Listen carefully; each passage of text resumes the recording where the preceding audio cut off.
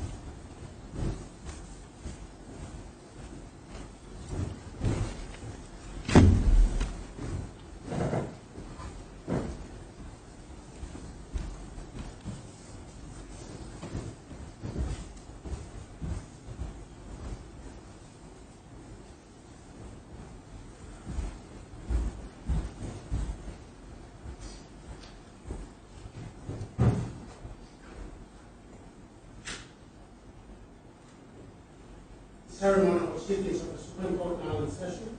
Please be seated.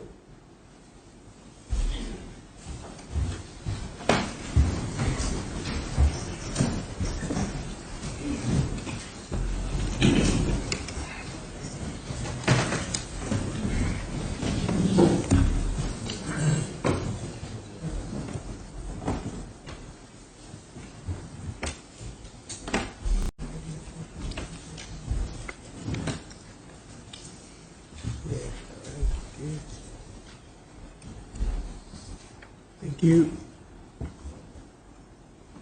The Attorney General and the Minister for Justice, the President of the Papua New Guinea Law Society,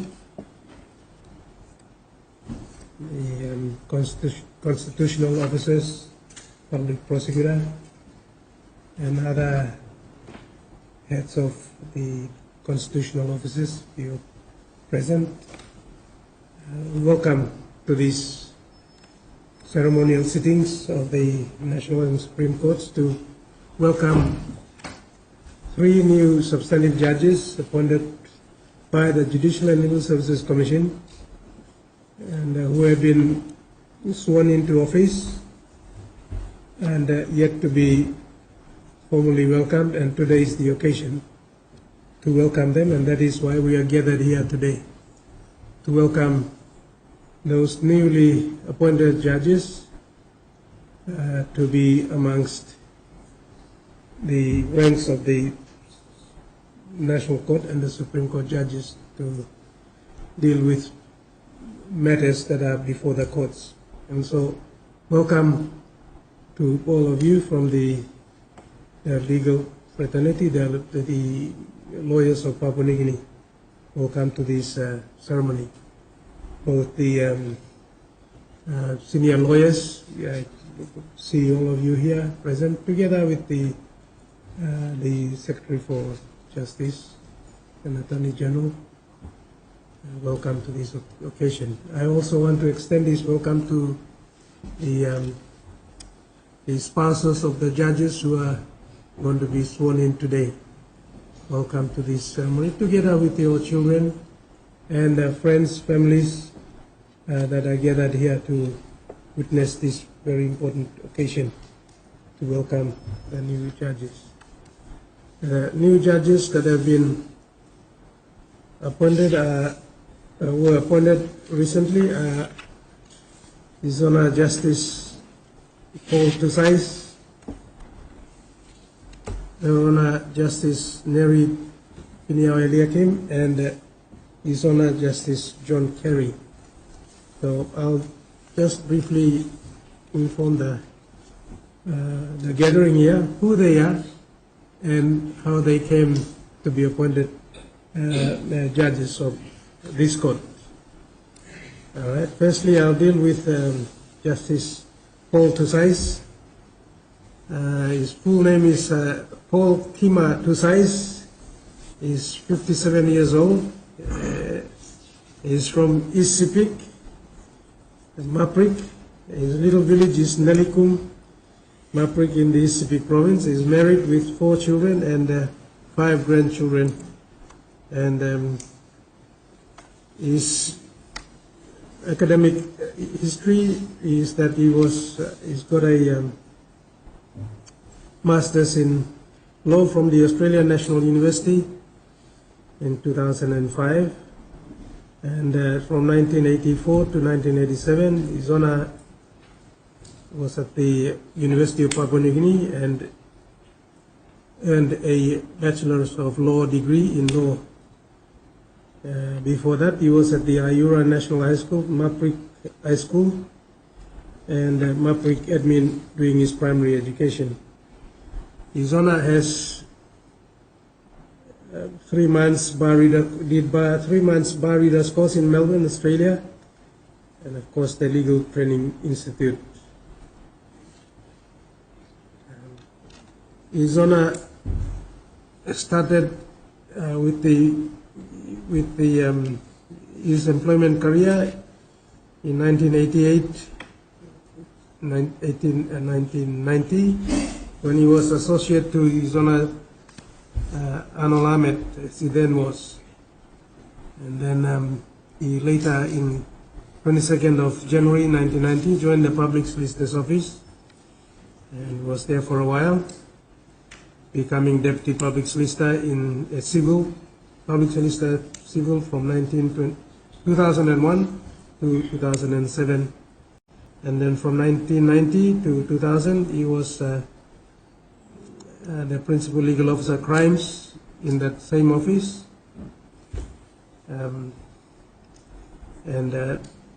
From there on, he was involved in Commission of Inquiry from 2008 and 2009 with the Department of Finance Commission of Inquiry.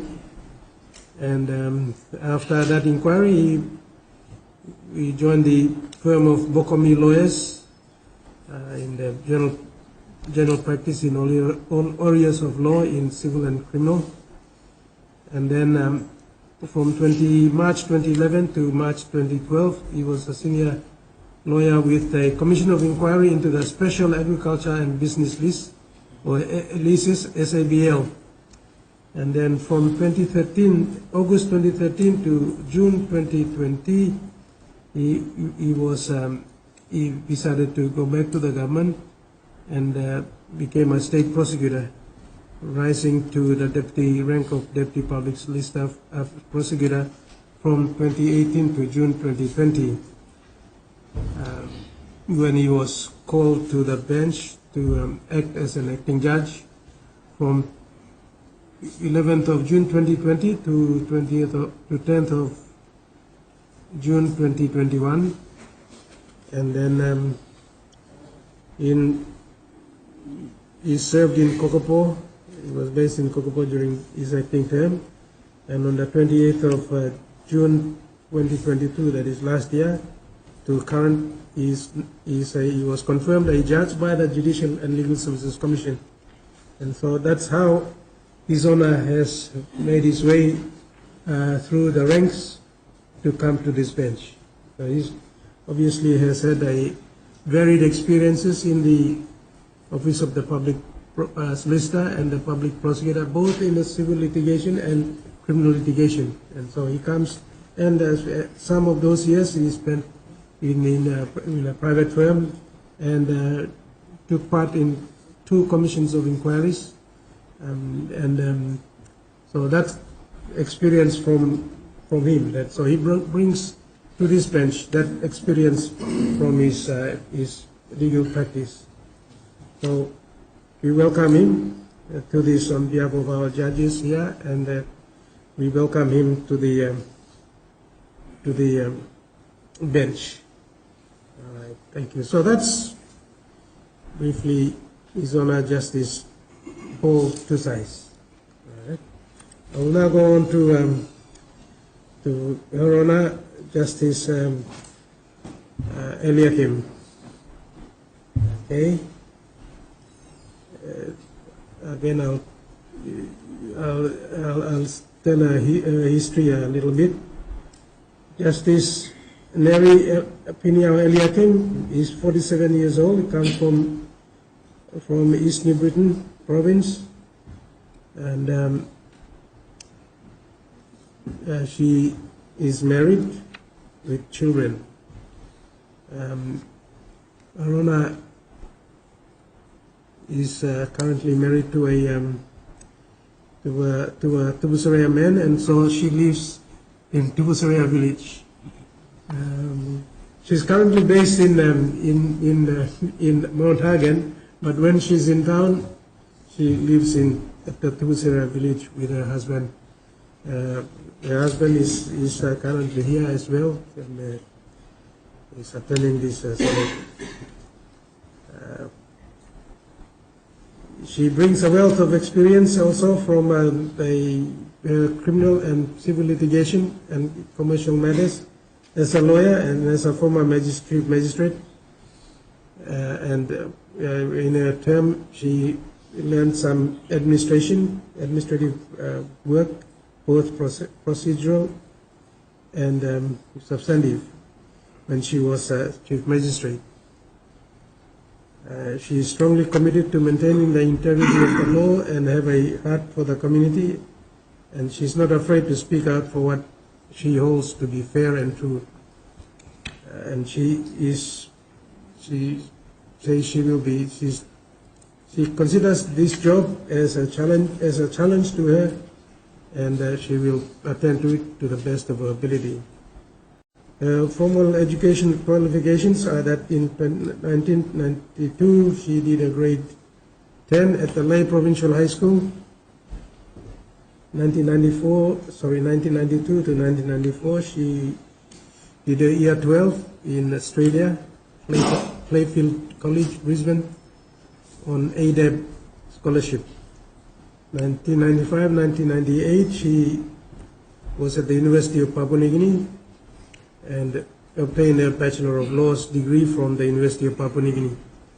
In 1999, she attended the Legal Training Institute and got admitted to the bar at the end of that year, 1999. And in 2024, she attended the Victorian Bar Readers Course in Australia. Arona has had a long list of activities which are listed here on a CV, but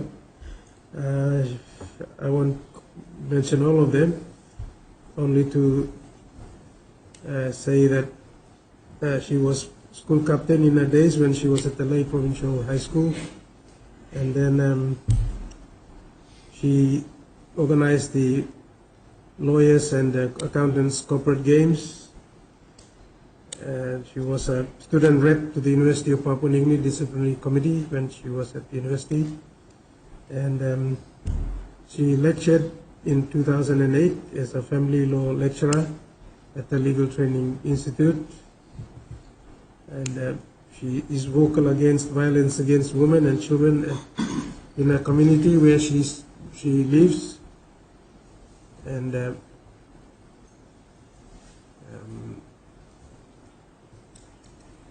she was a participant in the 6th World Congress Family Law and Child Protection Conference and other conferences throughout the region and outside of the region as well.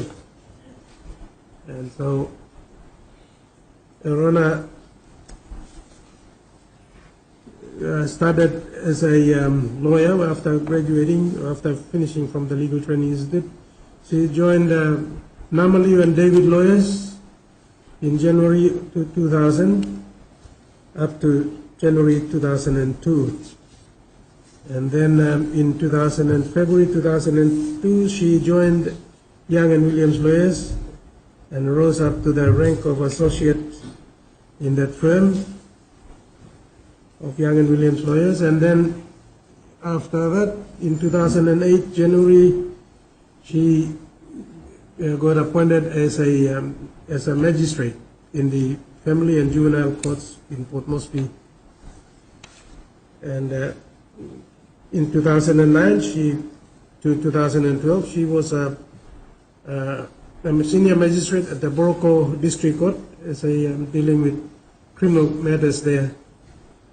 In 2012 to 2013, she was the acting chief magistrate for some time during the course of those years, 2012 to 13, and 2019 to May 2019.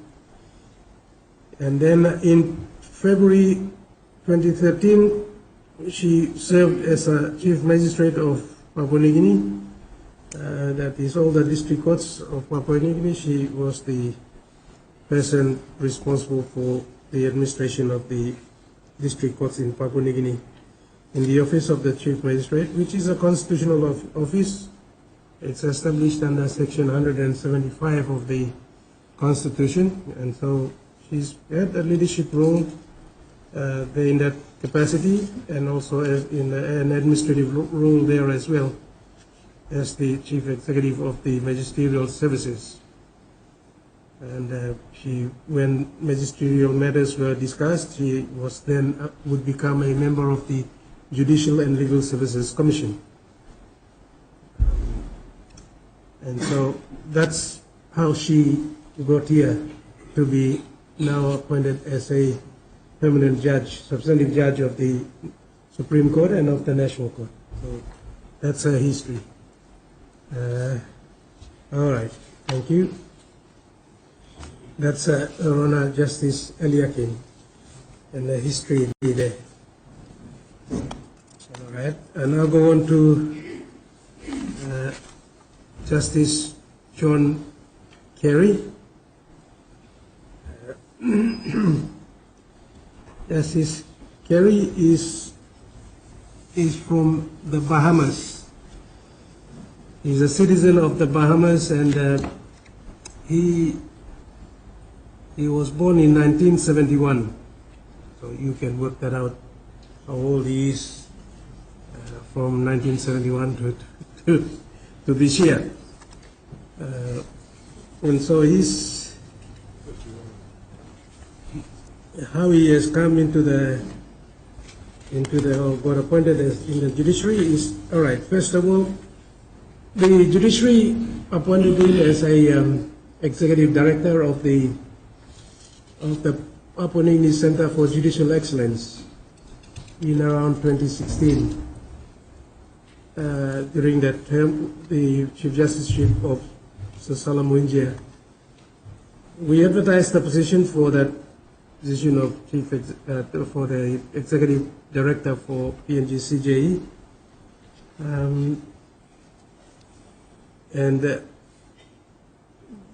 Mr. Carey was one of the applicants for the position of that position that we had advertised, executive director PNG CJE.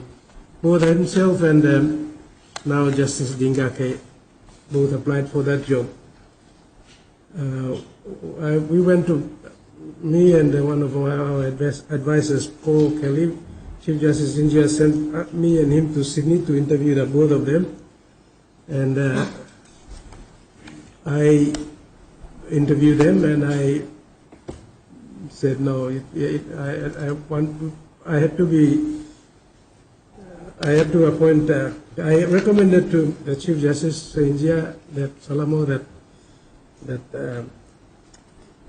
Mr. Carey, we should appoint Mr. Carey, and for Dingake, we suggested that he is too overqualified for that job.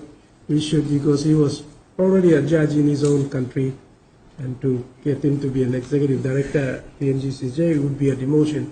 So we should consider him for judge appointment, and that's how he became a judge as well in this jurisdiction. And so we appointed Justice Carey to be director at PNG Center for Judicial Excellence. Now, His Honor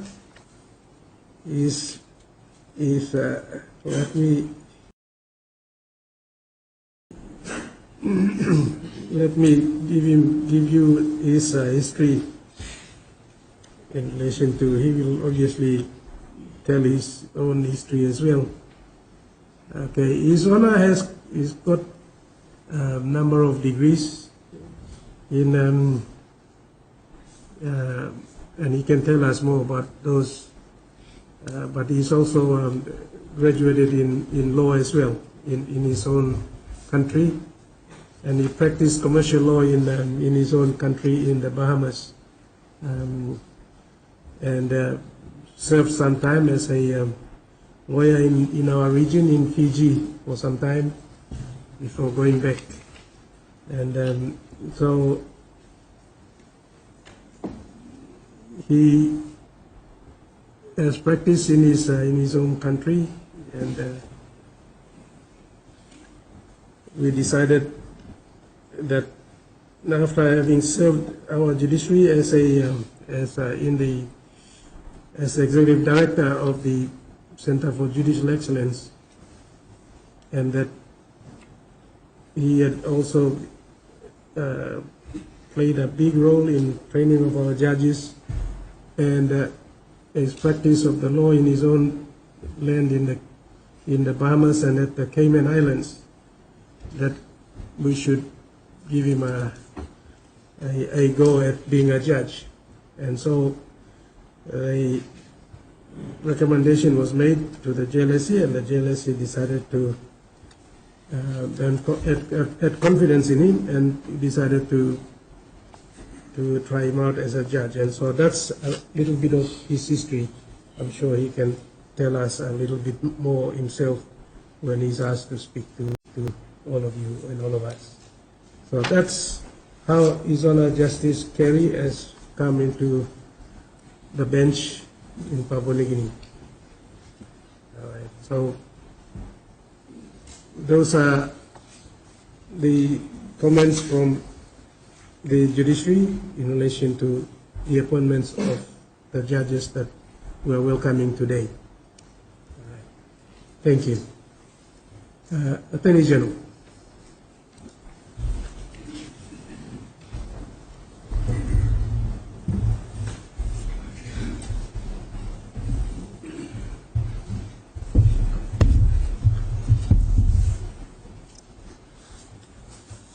Your Honors, Chief Justice, Senior Judges, all the new appointed judges, it's an honor and privilege to address all of you in this manner.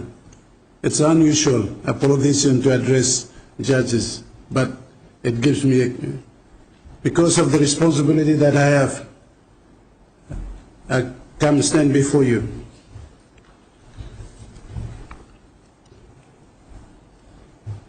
Today marks a significant day for the judiciary and the people of Papua New Guinea.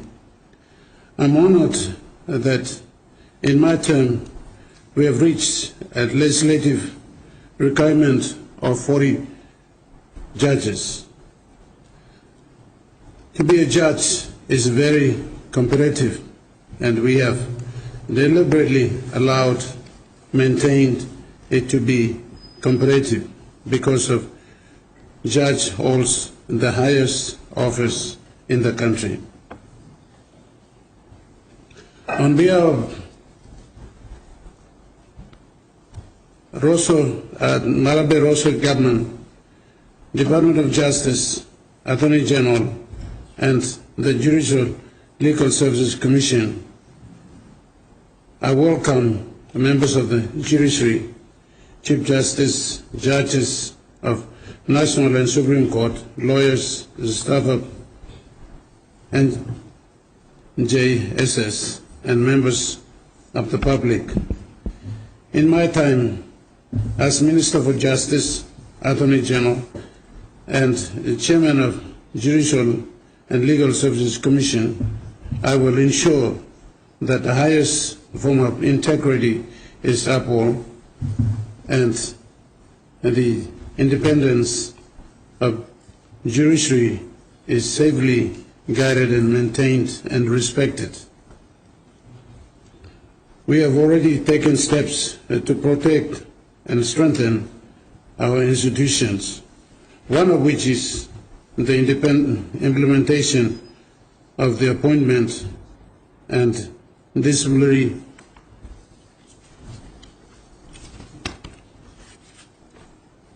mechanism. This is to ensure that judicial and legal officers maintain the highest moral and ethical standards. Judiciary treats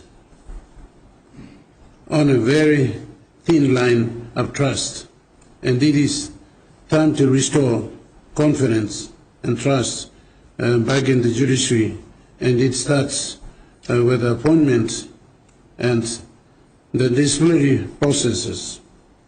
In my time as AG and the chairman of the JLSC, I will ensure that judges and magistrates follow a strict code of conduct.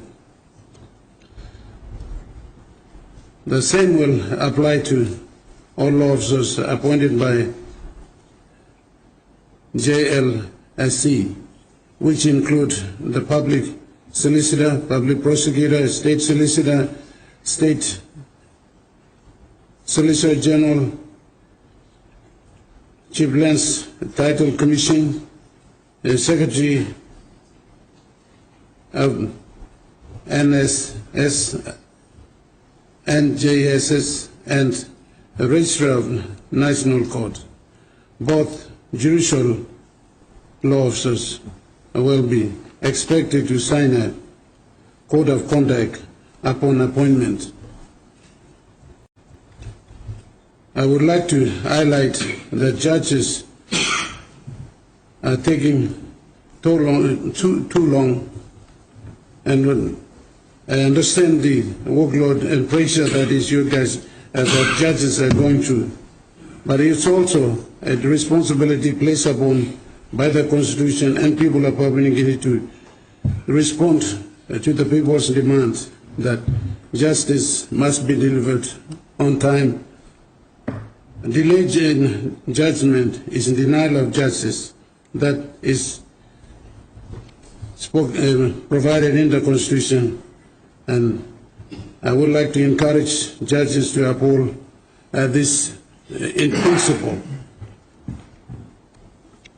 Finally, in my term, so I've taken the office, I've taken some bold stands, and assisted by judges.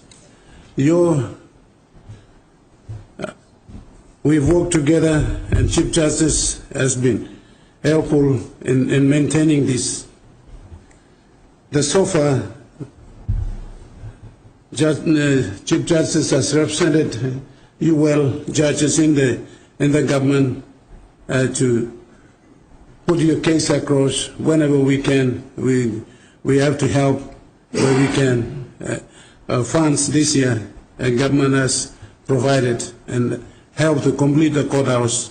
And I would like to thank the Chief Justice and his senior judges for approaching the government in this manner.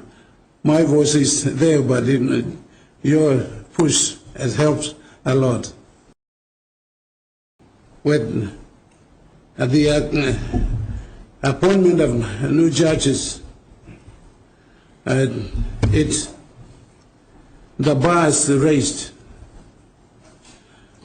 It will be a policy matter that appointments will be done. We leave it to Chief Justice, Deputy Chief Justice, and judges, and the President of Law Society and their relevant people to suggest names. When we ask for applications, every lawyer strike 8 years applied. The standard will drop.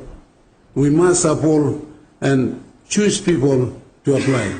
First, I believe that the judge to be considered for this position is you've got to do some constitutional landmark cases, and that it should be bonus or plus on that particular candidate who applies.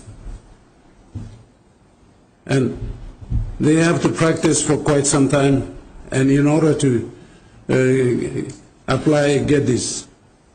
So while I am on this, I also wanted to, Chief Justice, I wanted to express thank you to those acting judges which we couldn't appoint because there's no position available and we did. So please, on my behalf, we have to express thank you to them under the difficult circumstances. Some tried that, but some we could not consider because of the positions that was there. While I'm on that,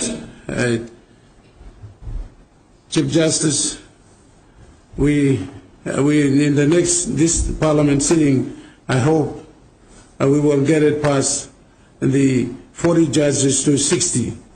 But the law that we will amend is to take up to not 60 but 120. Whenever the requirements comes, we can appoint people. We don't have to go to Parliament again to request them to appoint or amend it to suit our purpose. So we will cater for it 120 at this point in time. When need arises, we will extend or we might leave it, but NEC will make a decision. So we will have 120 judges, positions created by an act of Parliament, and then we can, we will appoint them. But in the meantime, we have 60. We're contemplating appointing them soon. But that will be not anybody, the Chief Justice, as usual, normally this office will recommend to the Judicial and Legal Services Commission to appoint. Having said this, I want to commend all of you judges for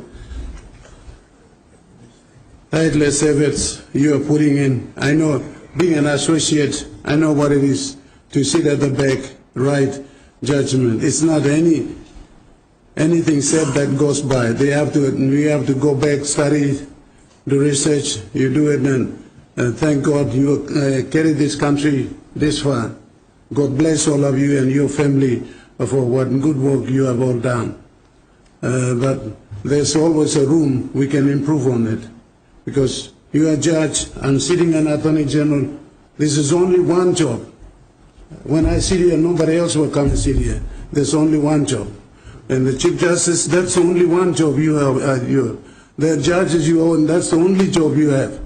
So we are the representative custodian of the people. We have to deliver justice on time.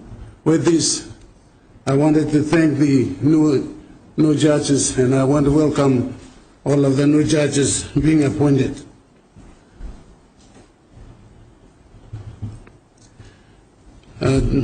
Justice Honorable Paul Tusais, Honorable Justice Nerrie, Eliakim, and Justice Dr. John Carey. Congratulations for joining this group. This is a special club, and I welcome all of you and thank you for taking time available. You wanted to prepare to give time to serve this country, and the people of Papua New Guinea welcome you. Thank you. Yes, President of the Papua New Guinea Law Society, Mr. Mana.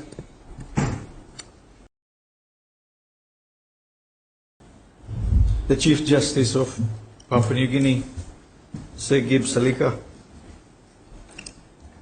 Your Honours, the Attorney General, Mr. Pilaningi, the Secretary for Justice and Attorney General, Dr. Eric Kwa, professional colleagues, ladies and gentlemen.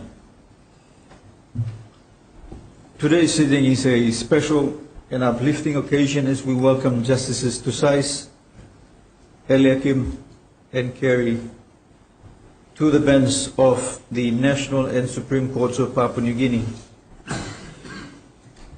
The elevation of their honors is certainly testament to their high standing and regard in the profession and the community. As professional colleagues, we are pleased that their contributions to the profession and their personal and professional integrity have been recognized. We are equally delighted and share their joy in not only being elevated to the highest echelon of our profession, but also what is, for us lawyers, the pinnacle of one's professional career. As a profession, we believe that the appointments go a long way to creating a more balanced judiciary in terms of a balance of judges from both the public and private sector, judges with civil and criminal experience, also taking into account gender, cultural, and regional diversity. Other speakers today have spoken in glowing terms about Justice Tusais' path to judicial appointment. His time at the Public Solicitor's Office has been the cornerstone of His Honour's professional work, rising to great heights within that office. That experience has certainly prepared him well in terms of the division of work in both the criminal and the civil practices of the law. I have also said this before, that the office of the Public Solicitor holds a special place in our country, as it serves the greatest number of our people, and the challenges there is usually with some level of professional as well as personal sacrifices. We also thank His Honour for, in more recent times, serving the people, mostly in East New Britain, in your capacity as an acting judge, and that work has certainly been most valuable. Justice Eliakim in many ways is no different. Her time at Young and Williams prepared her well in terms of the varied cases she was able to handle, also working under the tutelage of some of this jurisdiction's finest legal minds.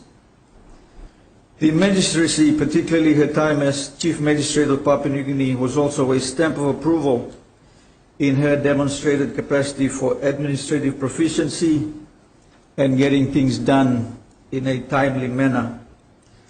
On a personal level, her sense of community certainly comes through consistently and seamlessly. In respect to Justice Dr. Carey, I would probably do injustice to His Honour if I tried to surmise his broad and varied qualifications. Suffice to say, his curriculum vitae certainly gives one the impression he is a true expert of the Commonwealth. And we are grateful to be able to benefit from his services of such a talented person. Dr. Carey's most valuable contribution to Papua New Guinea has been as Executive Director of the PNG Centre for Judicial Excellence, as the Chief Justice has mentioned, being the peak body for continuing judicial education for judges, if I can categorize it that way. We know His Honour's special training and qualification in judicial case management, and also as a trainee of trainers in this field, as well as being a Fellow of the Commonwealth of Judicial Education, the Judicial Education Institute, and institute headquartered in Halifax in Canada. These skill sets will no doubt be fully utilized in dispensing justice for our people. To conclude, I would like to say that the elevation of the justices is not only timely, and as the Attorney General has spoken, we would like to think that this represents an imperative trend as the appointing authority implements government policy and responds to a critical need in increasing judicial strength on the bench. The additional judges will no doubt enable an equitable distribution of cases amongst the judges, optimizing the level of case management and disposition in the national and Supreme Courts. With those few remarks, I cordially welcome Justice Tusais, Justice Eliakim, and Justice Carey to the bench. Thank you, Your Honor. Thank you. I will now invite His Honor Justice Tusais to address the Assembly. Chief Justice, Minister for Justice and Attorney General, President of PNG Law Society, Secretary for Justice and Attorney General's Department, fellow judges, members of the legal profession, ladies and gentlemen and friends. Firstly, I thank Chief Justice and Minister and Attorney General Mr. Niningi and Mr. Nana for your kind words of welcome to the bench of this most honorable court. I am very honored to serve in this very high office. Our judiciary has always been regarded as an important part of our democratic system of government. It is second to none in the world because for the last 48 years it has proven to be the arm of government that has consistently maintained and upheld the rule of law. Its integrity is still intact. My main task, and I think all judges' primary duty, is to maintain that reputation and continue to deliver the right and correct decisions based on evidence and applying the law without fear or favor. If one of us on the bench spoils this unblemished record, our country will well and truly be on a downward spiral to anarchy and to becoming a failed state.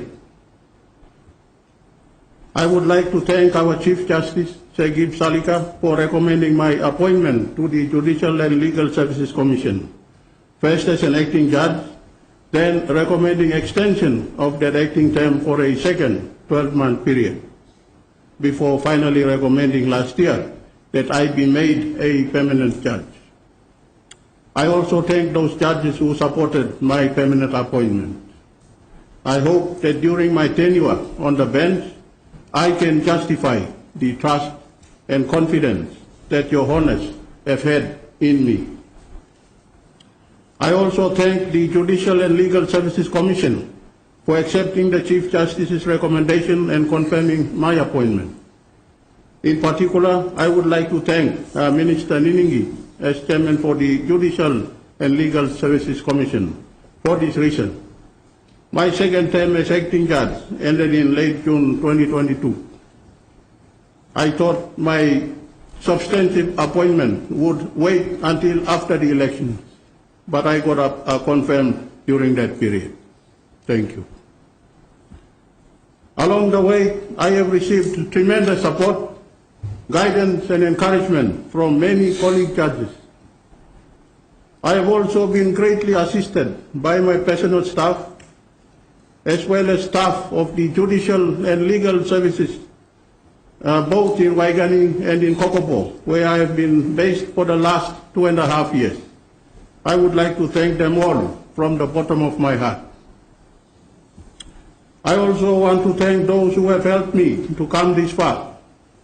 First, I must thank Almighty God. Everything we have in life comes from Him. Next, I thank my wife Paula for her unwavering love and support to me for the last 36 years. I thank the following persons who gave me work. Justice Eric Carrico, who recruited me in 1990 into the Public Solicitor's Office, and Justice Elenas Batari, who was Deputy Public Solicitor and later as Public Solicitor, took me under his wing and gave me excellent mentoring, training and continuing guidance up to the present time. I thank Justice Kasman for giving me a job in the Finance Commission of Inquiry, where he was counsel assisting that commission. I thank Mr. Dominic Sengi as Chief of Staff to Acting Prime Minister, the Honorable Sam Abal, who got me a position with the Commission of Inquiry into SABL. Next, I thank private lawyer Mr. Jimmy Bokomi of Bokomi Lawyers, who gave me odd jobs to do in between regular employment. I thank Mr. Pondros Kalawin, public prosecutor of Papua New Guinea, who rang me up out of the blue in 2013 and told me that he was looking for unemployed lawyers. And then promptly gave me my last job before judicial appointment. To all those people, I express my deepest appreciation. Finally, I want to thank my family, my children and grandchildren, for their love and for giving me the will and the motivation to continue. I thank my late father and my late mother for their unconditional love and care. I thank my grandparents and especially my uncle, the younger brother of my father, for looking after me after my mother passed away. Every chance he got, my uncle would tell me that if I did not go to school, I would end up like him, as an ordinary illiterate villager. When I became a judge, he asked me what other higher position I could be promoted to. I told him that for a lawyer, the pinnacle of his or her career was appointment as a judge. In conclusion, I look forward to serving as a judge for the rest of my term, God willing. Thank you to all of you who have made time to attend this welcome ceremony. May Almighty God bless each and every one of us. Thank you. Thank you, Justice.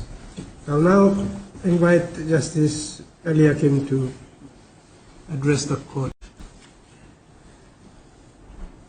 The Chief Justice of Papua New Guinea, Segub Salika, senior brothers and sister judges of the National and Supreme Court, the Attorney General, Honorable Pila Niningi, MP, the Secretary for the Department of Justice and Attorney General, Nerrie, the President of the Papua New Guinea Law Society, Alan Mana, the Public Prosecutor, Pondros Kalawin, members of the bar, family members, ladies and gentlemen. I too acknowledge the kind words and sentiments that have been expressed by the Chief Justice and the Minister for Justice, as well as the President of the Law Society. When contemplating what to say at the ceremonial sitting, yet an important event, I got asked by my husband, why did you want to be a judge and what continues to be your motivation to be one? It seemed an innocent enough question coming from someone who has observed my work in close proximity. Yet when I reflected on the question more, it dawned on me that my motivation has remained relatively the same ever since I became a lawyer. It remained the same when I became a magistrate, and then the chief magistrate, and back to being a private lawyer when my term was up as chief magistrate.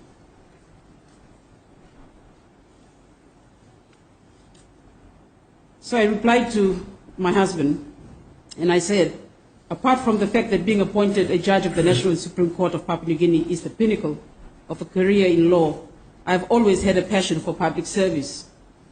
I am motivated by the opportunity to make a meaningful impact in the judiciary and to contribute to upholding the rule of law.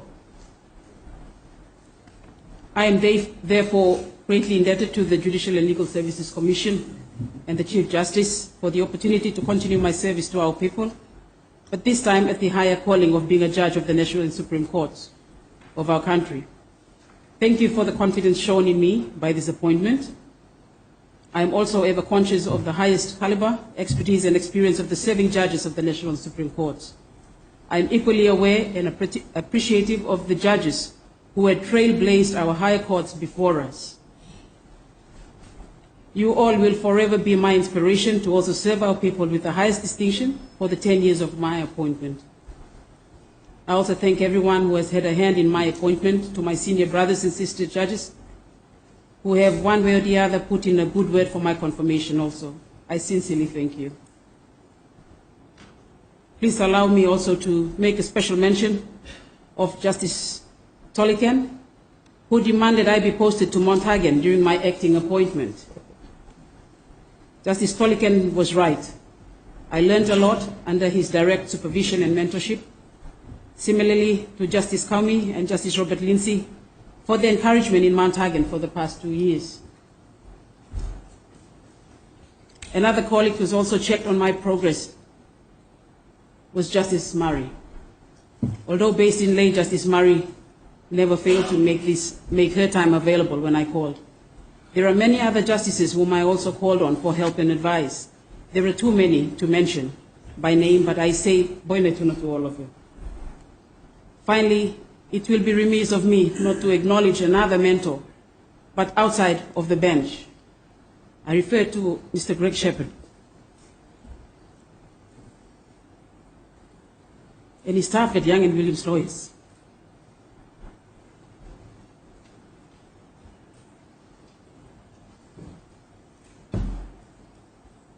Greg took me in as a raw lawyer and has always been there for me. At Young and Williams, to the medical services, back to private practice, and now to where I am today. Thank you so much, Greg.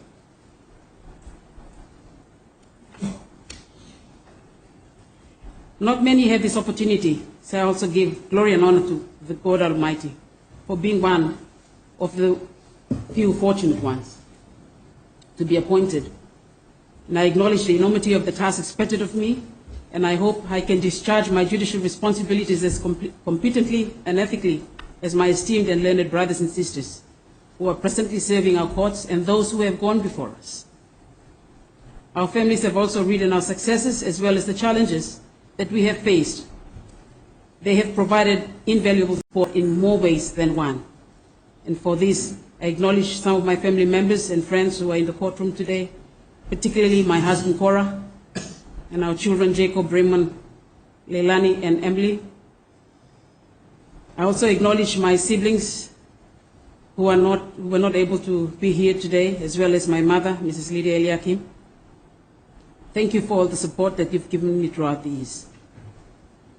So for me, my success is also their success. With these few remarks, I look forward to the challenges ahead. With the help and guidance of our good Lord, the fraternal support from my brother and sister justices, family and friends, I commit myself to doing justice to all who come to my court in an independent and impartial manner expected of me. I commit myself to my passion for public service through the National Supreme Courts of our beloved country. Boinetuna. Thank you, Justice Eliakim, for your address. Before I call upon Justice Carey, it will be remiss of me to, I inadvertently missed out his earlier qualifications, and I will mention those at this point in time first. Now, Justice Carey's interest first was in engineering. He got his first engineering qualification from the West Indies College. From 1988 to 1994, he got his pre-engineering diploma. And then in 1991 and 1994, he also was working at the University of Walla Walla University. He was studying for his Bachelor of Science in Engineering, in Mechanical Engineering, minoring in Mathematics. Then in 2007 and 2011, Izona got a Master's in Business Administration, specialization in Finance from the University of Leicester in 2007, between 2007 and 2011. And also during that time as well, from 2008 to 2011, Izona obtained his law degree with honors. And then in 2014, Izona obtained a professional diploma in legislative drafting from the University of South Pacific in Fiji.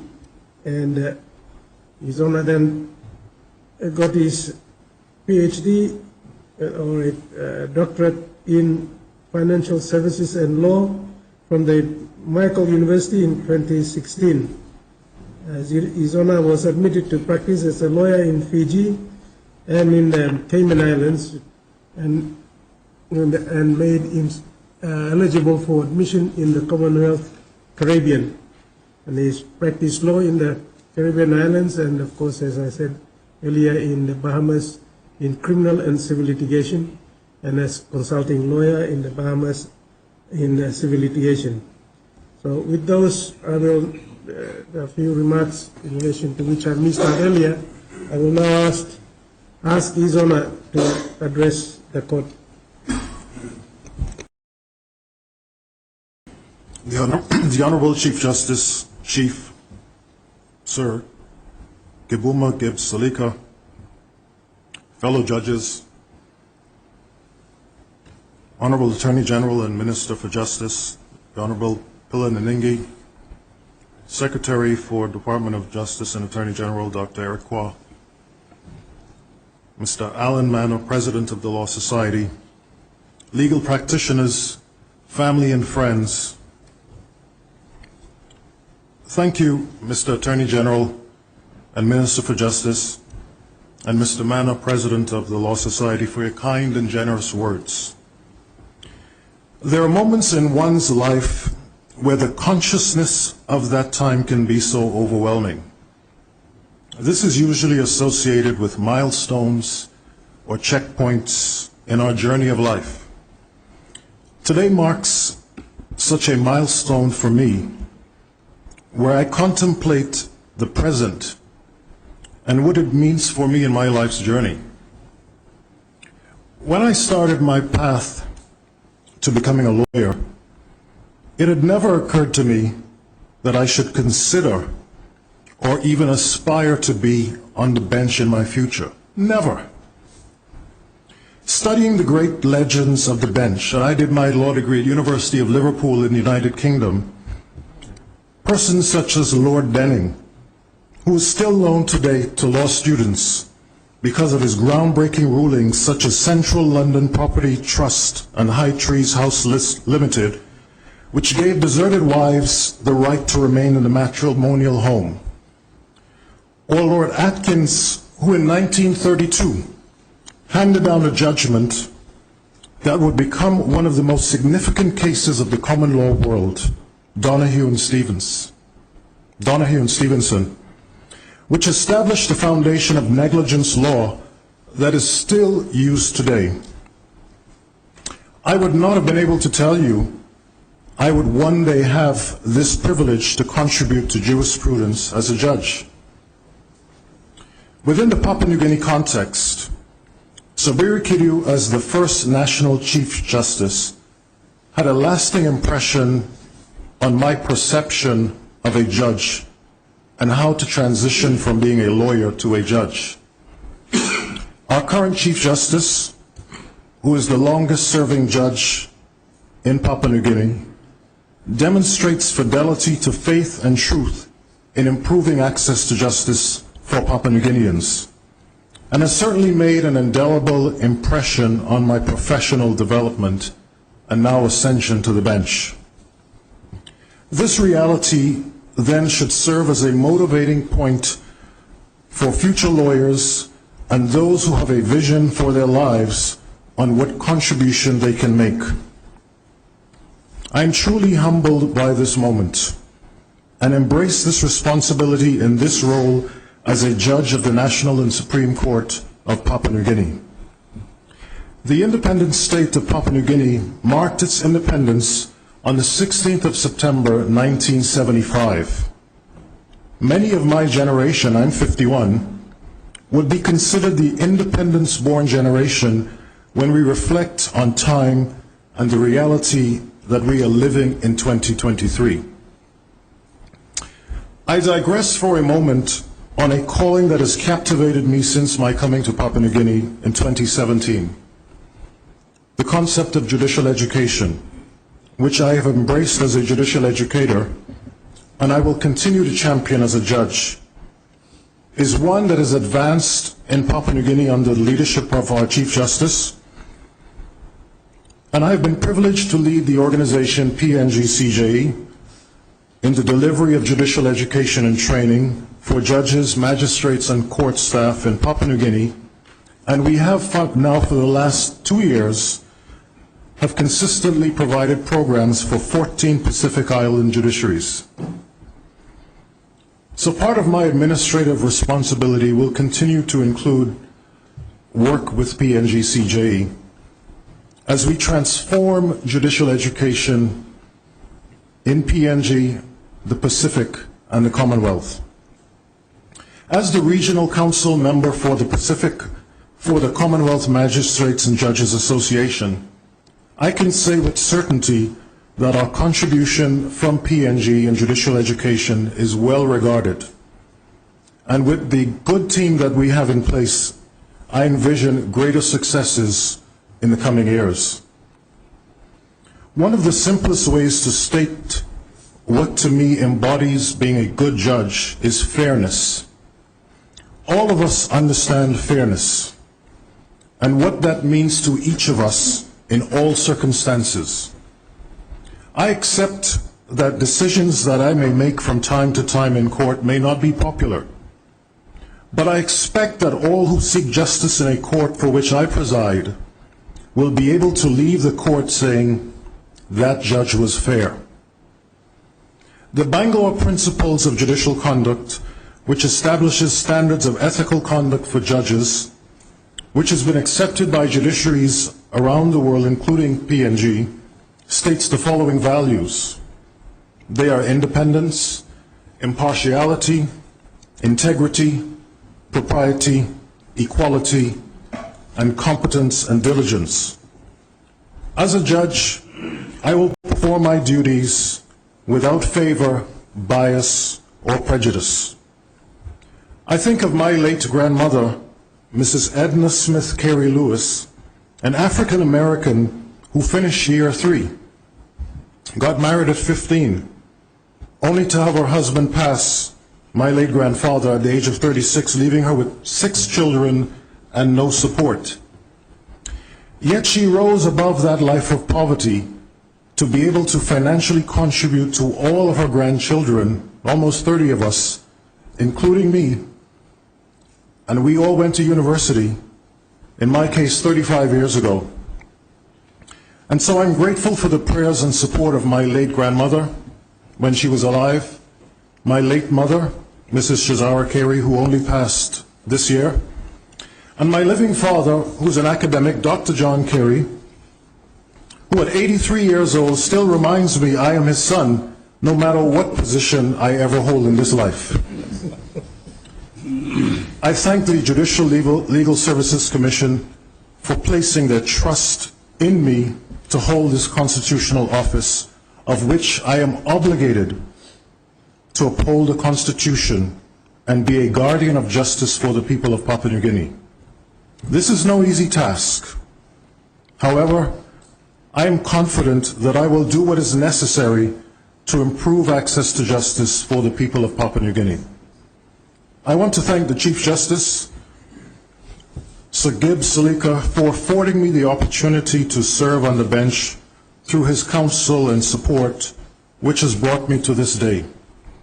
I also thank Deputy Chief Justice Ambing Kandakazi for his guidance and encouragement.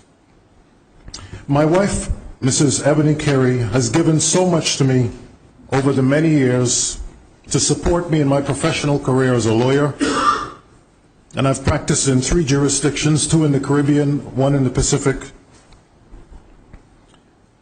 And in our coming to Papua New Guinea in 2017, I cannot overstate how much her presence in my life has made me a better person.